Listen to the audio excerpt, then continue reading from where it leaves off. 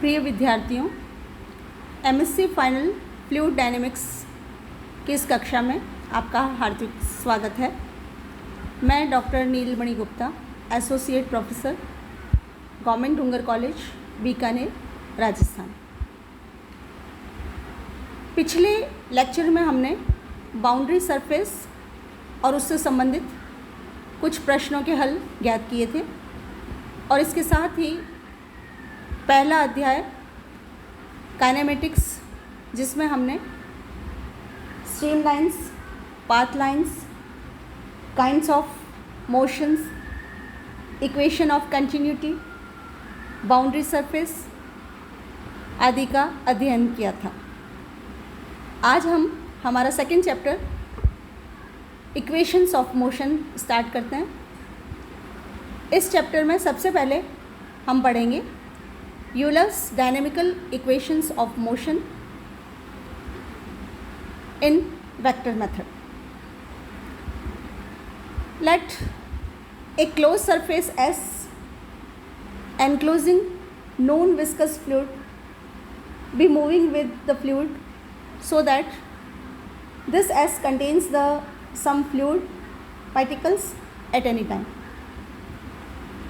Taking a point P inside S, let rho be the density of the fluid at P and delta V be the elementary volume enclosing P, Q be the velocity of the fluid at P.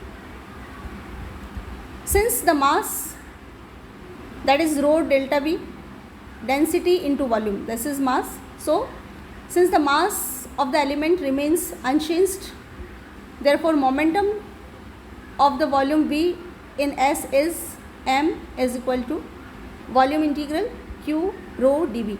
Q is velocity, rho dv is mass. So mass multiplied by velocity, that is momentum. So momentum of the volume V will be volume integral q rho dv. As S moves with the fluid, the rate of change of this momentum will be dm by dt is equal to d by dt of volume integral q rho dv. This can be written down as volume integral of dq by dt rho dv plus volume integral of q d by dt of rho v. Now, since mass remains unchanged throughout the motion, so derivative of this constant mass will be 0. Hence, d by dt of rho dv equal to 0. And this equation becomes dm by dt is equal to volume integral dq by dt rho dv. Again, let F be the external force per unit mass acting on the fluid. Then the total force on the fluid within S will be volume integral F rho dv. If P be the pressure at a point of the surface element ds, then total force due to pressure on the surface will be minus of surface integral P n cap ds. N cap is unit normal vector and this surface integral is converted into volume integral by Gauss's divergence theorem. So this becomes volume integral of del P dv. Hence, by Newton's second law of motion, rate of change of momentum is equal to total force acting on the mass. Here rho dv is mass and this is momentum, rate of change of momentum. So this is rate of change of momentum and this is total force acting on the mass. So we have volume integral dq by dt rho dv is equal to volume integral f rho dv minus volume integral del p dv. This expression can be written down as volume integral of rho dq by dt minus rho f plus del p of dv is equal to 0. But volume V enclosed in S is arbitrary. So this expression is true only when rho dq by dt minus rho f plus del p equal to 0. Or this can be written down as dq by dt is equal to f minus 1 by rho of del p. And this is the required Euler's equation of motion. But dq by dt can be written down as del q by del t plus q dot del q. So substituting this expression in this result, we have required equation of motion will be del q by del t plus q dot del of q is equal to F minus 1 by rho of del p. Next is Euler's dynamical equation of motion in Cartesian coordinates. At a point P, suppose coordinates of point P are x, y, z. Let P be the pressure, small p be the pressure, u, v, w be the velocity components, capital X, Y, Z are the components of external force per unit of mass at any time t. Now, constructing a rectangular parallelepiped having faces parallel to coordinate planes and edges of lengths delta x, delta y, delta z. So pressure on the face PQRS, this side, pressure on face PQRS will be small p into delta y, delta z. Suppose this is equal to F of x, y, z. So pressure on this face P dash, Q dash, R dash, S dash will be F of x plus delta x, y, z. So expanding this result by Taylor's theorem and neglecting higher order terms of delta x, we have F of x, y, z plus delta x del F by del x. Substituting the value of F, we get P of delta y, delta z plus delta x, delta y, delta z into del P by del x. Also, since x is the force, capital X is the force per unit mass parallel to the x-axis, so external force in x direction will be force component into mass. So substituting the value of mass, we have x into rho delta x, delta y, delta z. Further, acceleration along x-axis is du by dt. Hence, the equation of motion along x-axis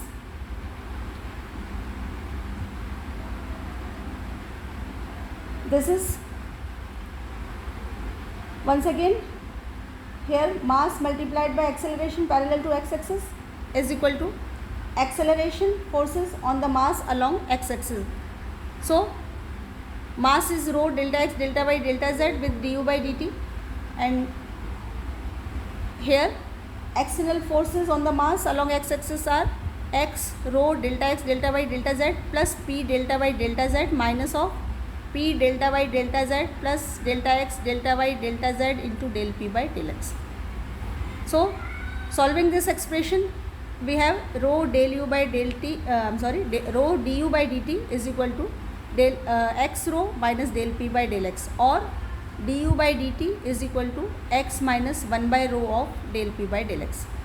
But du by dt can be write down as del u by del t plus u del u by del x plus v del u by del y plus w del u by del z is equal to x minus 1 by rho of del p by del x. So this is, suppose this is equation number 1. Similarly, the equation of motion along y axis and z axis, in y direction del v by del t plus u del v by del x plus v del v by del y plus w del v by del z is equal to y minus 1 by rho of del p by del y. Suppose this is equation number 2. And in z direction del w by del t plus u del w by del x plus v del w by del y plus w del w by del z is equal to z minus 1 by rho del p by del z. Suppose this is equation number 3. So these equations number 1, number 2, number 3 are the Euler's dynamical equation of motion in Cartesian coordinates. Next is integration of the equation of motion. This can also be termed as Bernoulli's equation or pressure equation. First we take in Cartesian form. Let the motion be irrotational so that a velocity potential phi exists, and as we know, we have u is equal to minus del phi by del x means velocity component in terms of velocity potential. U is equal to minus del phi by del x. Similarly, V is equal to minus del phi by del y, and W is equal to minus del phi by del z. Also, let the system of external forces be conservative so that they are derivable from a potential function V, and in that case components of external forces will be x is equal to minus del V by del x, y is equal to minus del V by del y, and z is equal to minus del V by del z. Here V is potential function. Now Euler's equation of motion, first of all in x direction, which is equation number 1. From here we have Euler's equation of motion is del u by del t plus u del u by del x plus v del u by del y plus w del u by del z is equal to x minus 1 by rho of del p by del x. Now substituting values of u, v, w and x in this equation, we get minus del by del t of del phi by del x plus del phi by del x del 2 phi by del x 2 plus del phi by del y del 2 phi by del y del x plus del phi by del z del 2 phi by del z del x is equal to minus del v by del x minus 1 by rho del p by del x. Here this is u, so this is the minus del u by del t, del u by del t, and u is minus del phi by del x. Similarly, this is u, this is del u by del x, so minus minus becomes plus. This is v, this is del u by del y, so minus minus once again becomes plus, and we have this expression. And lastly this is w, and this is del w by del u by del z, so this is the minus of this, and minus of this becomes plus. So we have this equation. Similarly, Euler's dynamical equation of motion in y direction, and substituting in that equation the values of u, v, w and y, we get minus del by del t of del phi by del y plus del phi by del x del 2 phi by del x del y plus del phi by del y del 2 phi by del y 2 plus del phi by del z del 2 phi by del z del y is equal to minus del v by del y minus 1 by rho del p by del y. This is capital Y component of external force. Similarly, Euler's dynamical equation of motion in z direction, and substituting the values of u, v, w and z, capital Z, that is component of external force, we get third equation as minus del by del t of del phi by del z plus del phi by del x of del 2 phi by del x del z plus del phi by del y del 2 phi by del y del z plus del phi by del z of del 2 phi by del z2 is equal to minus del v by del z minus 1 by rho of del p by del z.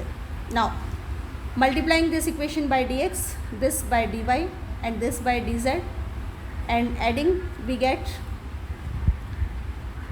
first column. By first column we have this result, but this expression can be write down as del by del x of del phi by del t, similarly del by del y of del phi by del t, similarly del by del z of del phi by del t. So after multiplying dx, dy, dz and adding, we have this column as minus of del by del x of del phi by del t dx plus del by del y of del phi by del t of dy plus del by del z of del phi by del t of dz. Now in second terms we can take del phi by del x as common, and this expression can be write down as del by del x of del phi by del x, similarly del phi by del y of del phi by del x, similarly del by del z of del phi by del x. So this result becomes del phi by del x common, and remaining terms del by del x of del phi by del x with dx plus del by del y of del phi by del x of dy plus del phi by del by del z of del phi by del x of dz. Similarly in third column del phi by del y is common, and this expression can be write down as del by del y of del phi by del x, del by del x of del phi by del y plus del by del y of del phi by del y, and third del by del z of del phi by del y. So after multiplying and adding, we have this result as del phi by del y into del by del x of del phi by del y of dx plus del by del y of del phi by del y of dy plus del by del z of del phi by del y of dz. And similarly, last column of left side, that is del phi by del z of del by del x del phi by del z dx plus del by del y of del phi by del z of dy plus del by del z of del phi by del z of dz. And in right side, first column is minus common, and remaining terms are del v by del x of dx plus del v by del y of dy plus del v by del z of dz minus 1 by rho del p by del x of dx plus del p by del y of dy plus del p by del z of dz. Now this expression can be written down as minus as it is, and this is d of del phi by del t, and these three terms can be written down as half of d of del phi by del x whole square, this is for first, del phi by del y of whole square, this is for second, and del phi by del z whole square, this is for third, is equal to minus dv minus 1 by rho dp, or this can be written down as minus d del phi by del t plus half of d u square plus v square plus w square is equal to minus dv minus 1 by rho of dp, because u is minus del phi by del x, so this is u square, this is v square, and this is w square. Or this can be written down as minus d del phi by del t plus half of dq square plus dv plus 1 by rho dp is equal to 0, where q be the velocity, so that q square is equal to u square plus v square plus w square, as u, v, w are the velocity components. So after integrating, we get this result as minus del phi by del t plus half of q square plus v plus sign of integration dp by rho is equal to c. Here rho is assumed as function of p. Now c is arbitrary function of time, which is constant of integration, and this is arbitrary function of time, and this is required Bernoulli's equation. Now we have two cases. If fluid be homogeneous and inelastic, rho is constant, that is, if fluid is incompressible, then this equation becomes minus del phi by del t plus half of q square plus v plus p by rho is equal to c. So this is the Bernoulli's equation for the unsteady irrotational motion of an incompressible liquid.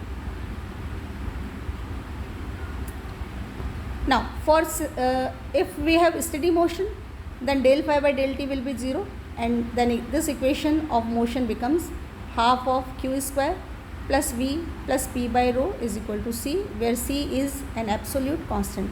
So this is equation of motion for incompressible steady motion, and this is equation of motion for incompressible unsteady motion.